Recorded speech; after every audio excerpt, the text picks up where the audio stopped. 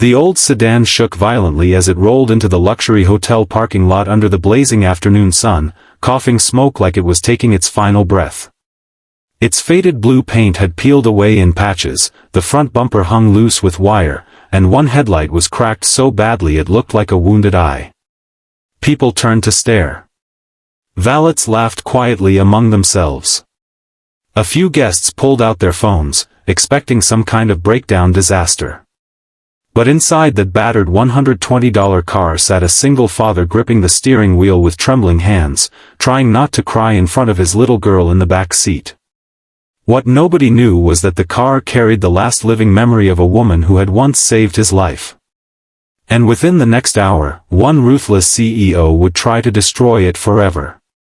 If you believe kindness and second chances still matter in this world, take a moment to like, comment, share, and subscribe to the channel, Wisdom Story House. Stories like this remind us that even the smallest acts of compassion can change someone's entire life forever. The heat of the day shimmered across the pavement as Rowan Mercer stepped out of the car carefully, embarrassed by the grinding sound the engine made when he turned it off. His 6-year-old daughter Ivy climbed out beside him wearing a yellow dress that had been washed so many times the fabric had become nearly white. She held his hand tightly, sensing his nervousness the way children always do. Rowan adjusted his cheap tie, wiped sweat from his forehead, and stared up at the towering glass building before him. It was the most expensive hotel in the city, owned by one of the wealthiest corporations in the state. He did not belong there, and he knew it. But this interview was his last chance. For almost 3 years, Rowan had been surviving on temporary construction jobs after losing everything when his wife passed away from a sudden illness. Medical debt had swallowed their savings. Their apartment was gone within months. Friends slowly disappeared. Employers avoided him because he constantly had to leave work early whenever Ivy got sick or her school called. Life became a never-ending storm of overdue bills, sleepless nights, and silent panic attacks in grocery store aisles while calculating whether bread or milk mattered more that week. Through all of it, only one thing remained constant. That terrible old sedan. Most people saw junk. Rowan saw home. The car had belonged to his wife, Marisol. Years earlier, before they married, she had bought it for $120 from an elderly mechanic who planned to scrap it. Everyone mocked her for wasting money on something so broken. But she loved rescuing forgotten things. She used to say that abandoned things still carried stories worth protecting. She spent months fixing the car piece by piece with Rowan beside her. Their first road trip happened in that sedan. Their first date after Ivy was born happened in that sedan. The final hospital ride before Marisol died happened in that sedan too. After her death, Rowan could never let it go. That afternoon, the hotel hosted a hiring event for a maintenance supervisor position. Rowan had excellent experience, but as he crossed the polished marble lobby, he could feel judgment following him from every direction. Expensive shoes clicked across spotless floors while executives carried designer bags worth more than everything he owned. Then disaster struck. A security guard rushed toward him with anger flashing across his face. Apparently, Rowan's leaking radiator had left a stain across the VIP parking entrance outside. A black luxury car had nearly driven through the steam cloud, causing a commotion. Within minutes, hotel staff gathered around him like he was some criminal trespasser. And then she appeared. Celestine Voss. The CEO herself. She moved through the lobby with the cold confidence of someone who had never once been told no in her entire life. Her silver suit looked impossibly sharp beneath the daylight pouring through the glass walls. Employees straightened instantly when they saw her. Conversations stopped. Even the security guards lowered their heads. Celestine stared directly at Rowan first, then at the stain visible through the lobby windows outside. Her expression hardened immediately. Without asking a single question, she assumed everything. People like Rowan were problems to her. Poor people with broken things cluttering beautiful spaces.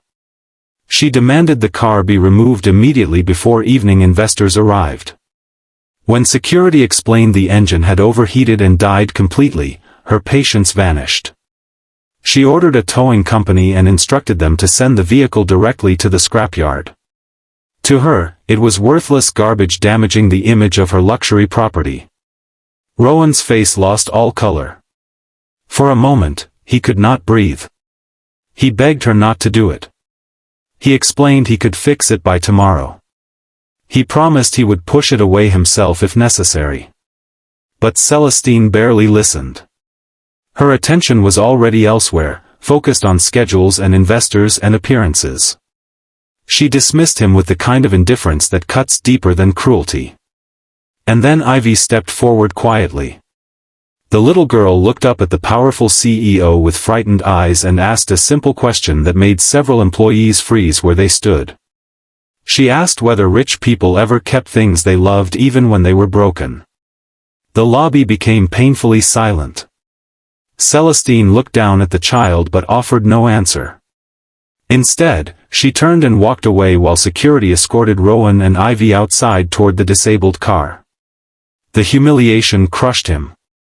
As the tow truck arrived, Rowan sat on the curb beside Ivy under the harsh afternoon sunlight, staring at the sedan like he was watching someone die all over again. Memories flooded through him so strongly that he nearly broke apart right there in public. He remembered Marisol laughing while rain poured through the broken roof during their first road trip. He remembered her singing loudly with the windows down despite the failing radio. He remembered holding her hand in that car outside the hospital while pretending everything would somehow be okay. Now strangers were preparing to crush the last piece of her left in this world. Then something unexpected happened. One of the older hotel employees approached quietly carrying a small envelope. His name was Bernard, a janitor who had worked at the hotel for over 30 years. He revealed he had overheard Rowan speaking earlier and recognized the car instantly. Years ago, before becoming CEO, Celestine's late father had once owned a nearly identical sedan. According to Bernard, the old man had been humble and generous, completely opposite from the cold executive his daughter had become. He had built the company from nothing after growing up poor during difficult times. Bernard handed Rowan the envelope carefully. Inside was an old photograph. A younger Celestine stood beside her father as a child, smiling brightly next to the same model sedan. On the back, handwritten words faded with time read, "Never measure worth by appearance." Rowan stared at the photograph in disbelief. At that same moment upstairs in her private office, Celestine prepared for an investor presentation when she noticed another copy of the same photograph sitting inside a forgotten drawer. Seeing it suddenly after years hit her harder than she expected. Memories she had buried beneath ambition began resurfacing. Her father teaching her how to change tires beneath summer sunlight.